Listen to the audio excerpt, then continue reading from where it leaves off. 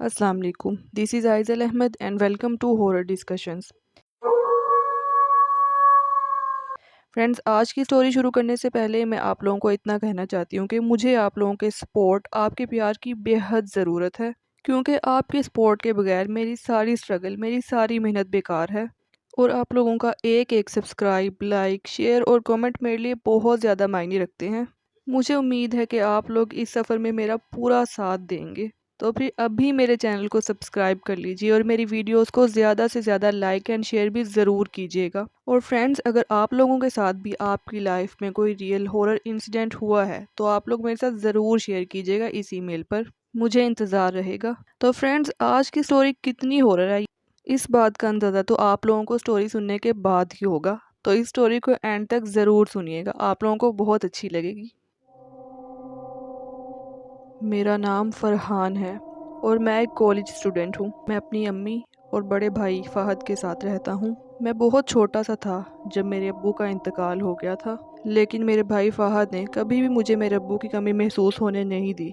उन्होंने मुझे एक बाप से भी बढ़ के प्यार किया, मेरी हर ख्वाहिश, हर ज़रूरत को पूरा किया। मैं अपनी अम्मी और फ़हद भाई का बहुत ज़्यादा लाडला हूँ, वो मुझसे बहुत प्यार करते हैं। मैं इस बात पर पूरा यकीन रखता हूँ कि जिन्नात होते हैं, लेकिन आज तक कभी भी जिन्नात से मेरा सामना नहीं हुआ था। हाँ, लेकिन अपने आसपास के लोगों से ऐसी बहुत सी कहानियाँ ज़रूर सुनी थी। मुझे कोई ऐसा ख़ास शौक़ भी नहीं था कि मेरा किसी जिन से सामना हो, लेकिन फिर भी जो किस्मत में लिखा होता है वो तो होकर ही रहता है। मेरी आदत थी कि मैं हर वीकेंड पर अपने दोस्तों के साथ क्रिकेट खेलने के लिए जाता था और रात 10 बजे अपने घर वापस आता था। पर एक दिन हम सब दोस्तों ने क्रिकेट खेलने के बाद हमारे एक दोस्त शकील के घर जाने का फ़ैसला किया। मैंने फ़हद भाई को मैसेज करके बता दिया कि आज मैं थोड़ा लेट हो जाऊंगा क्योंकि हम शकील के घर जा रहे हैं। और फ़हद भाई ने मुझे रिप्लाई किया कि बहुत देर मत करना, जल्दी आ जाना। और फिर हम सब दोस्त मिलकर शकील के घर चले गए। शकील के घर जाने के बाद हम सब दोस्तों ने लूडो खेलना शुरू कर दिया और लूडो खेलते खेलते कब इतना टाइम गुजर गया मुझे इस बात का अंदाज़ा ही नहीं हुआ। और जब अचानक से मेरी नज़र क्लॉक पर पड़ी तो मैंने देखा रात का 1 बज चुका था। मैंने फ़ौरन अपनी जेब से मोबाइल निकाला तो देखा फ़हद भाई के बहुत से मैसेजेस आए हुए थे और वो कह रहे थे कि जल्दी घर पहुंचो, अम्मी बहुत गुस्से में है। मैंने सोचा आज तो बहुत डांट पड़ने वाली है और मैंने फ़ौरन अपने दोस्तों को अलविदा कहा और अपनी बाइक की चाबी लेकर घर से बाहर निकल गया।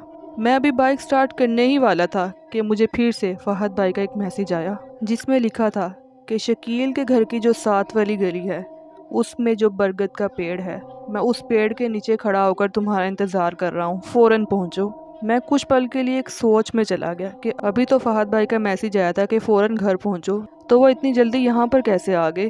खैर, मैंने बाइक स्टार्ट की और फ़ौरन उस बरगद के पेड़ के पास पहुँचा। उस जगह बहुत अंधेरा था, मेरी बाइक की हेडलाइट के अलावा कोई दूसरी लाइट वहाँ पर नहीं थी।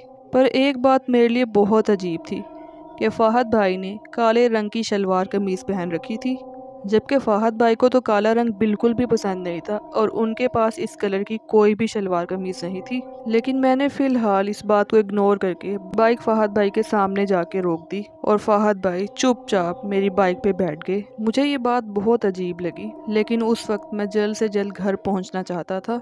उस जगह से मेरे घर का रास्ता तकरीबन 20 मिनट का था। मैंने फ़हद भाई से पूछा, भाई क्या अम्मी बहुत गुस्से में हैं? फ़हद भाई ने बहुत रूखे से अंदाज में बोला, मैं संभाल लूँगा, तुम जल्दी चलो। मुझे ये बात बहुत अजीब लग रही थी क्योंकि फ़हद भाई तो कभी भी इतना खामोश नहीं रहते थे, ख़ास तौर पे जब वो मेरे साथ होते थे। और फिर फ़हद भाई ने अपना हाथ मेरे कंधे पे रखा तो उनका हाथ बर्फ़ से भी ज़्यादा ठंडा था। मैं चौंक गया। मैंने फ़हद भाई से पूछा कि आपका हाथ इतना ठंडा क्यों है, जबकि मुझे तो गर्मी से पसीने आ रहे हैं। भाई, आपकी तबीयत तो ठीक है ना? फ़हद भाई ने जवाब दिया, सब ठीक है।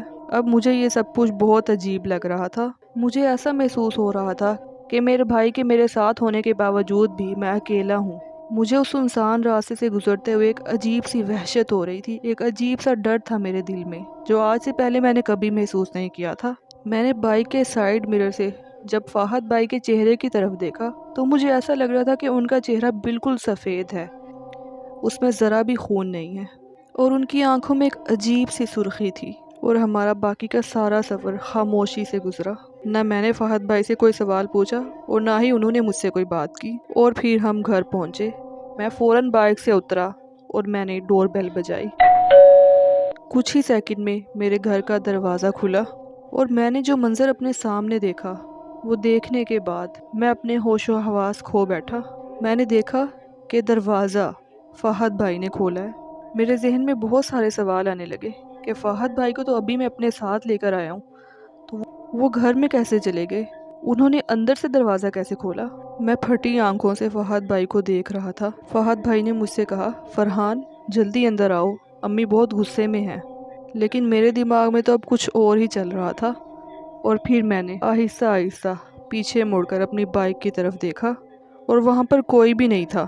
وہ آدمی کون تھا جس کو میں فہد بھائی سمجھ کر اپنے گھر تک لے کر آیا تھا، اور وہ کچھ ہی سیکنڈز میں وہاں سے غائب کیسے ہو گیا؟ کہاں چلا گیا وہ؟ مجھے کچھ سمجھ نہیں آ رہی تھی۔ میرا سر گھومنے لگا تھا اور میری آنکھوں کے سامنے اندھیرا چھا گیا، اور کچھ ہی پلوں میں میں زمین پر بے ہوش پڑا تھا۔ اور پھر جب میری آنکھ کھلی تو میں اپنے بستر پر تھا۔ میری امی بہت زیادہ پریشان تھیں اور رو رہی تھیں، اور فہد بھائی بھی میرے پاس ہی کھڑے تھے۔ میں نے بہت غور سے فہد بھائی کو دیکھا تو انہوں نے مجھ سے پوچھا، فرحان کیا بات ہے، مجھے ایسے کیوں دیکھ رہے ہو؟ تو میں نے فرحان بھائی کا ہاتھ پکڑ لیا۔ ان کا ہاتھ تو بالکل نارمل تھا، اور پھر میں نے اپنی امی اور فرحان بھائی کو وہ سارا واقعہ سنایا جو میرے ساتھ ہوا تھا۔ میں نے فہد بھائی کو اس میسج کے بارے میں بھی بتایا جو شکیل کے گھر سے نکلتے ہوئے مجھے فہد بھائی کے نمبر سے آیا تھا۔ تو فہد بھائی نے مجھے وہ میسج دکھانے کے لیے کہا۔ جب میں نے وہ میسج دکھانے کے لیے اپنا فون جیب سے نکالا تو میں نے دیکھا کہ میرے فون میں وہ میسج کہیں بھی نہیں تھا۔ میں بہت زیادہ ڈر اور خوف کی کیفیت میں تھا۔ میری امی بھی بہت زیادہ پریشان ہو گئی تھی، اور میری امی نے مجھ سے کہا کہ فرحان وہ یقیناً کوئی جن تھا جو تمہارے بھائی فہد کا روپ لے کر تمہارے سامنے آیا تھا۔ اس واقعے کے بعد میں نے رات میں اکیلا گھر سے باہر نکلنا بند کر دیا۔ مجھے رات میں جب بھی کوئی کام ہوتا تھا تو میں فہد بھائی کے ساتھ ہی گھر سے باہر جاتا تھا، اور اب تک بھی میں رات میں زیادہ دیر تک باہر نہیں رکتا، کیونکہ جو واقعہ اس رات میرے ساتھ ہوا تھا وہ مجھے آج بھی نہیں بھولتا۔ جی تو فرینڈز، یہ تھی ہماری آج کی ہورر سٹوری۔ آپ لوگوں کو کیسی لگی مجھے کومنٹ کر کے ضرور بتائیے گا، اور میرے چینل کو سبسکرائب کرنا، ویڈیوز کو لائک اور شیئر کرنا بالکل بھی مت بھولیے گا۔ تو فرینڈز، اب ہم ملیں گے کل کسی نئی ہورر سٹوری کے ساتھ۔ تب تک کے لیے اللہ حافظ۔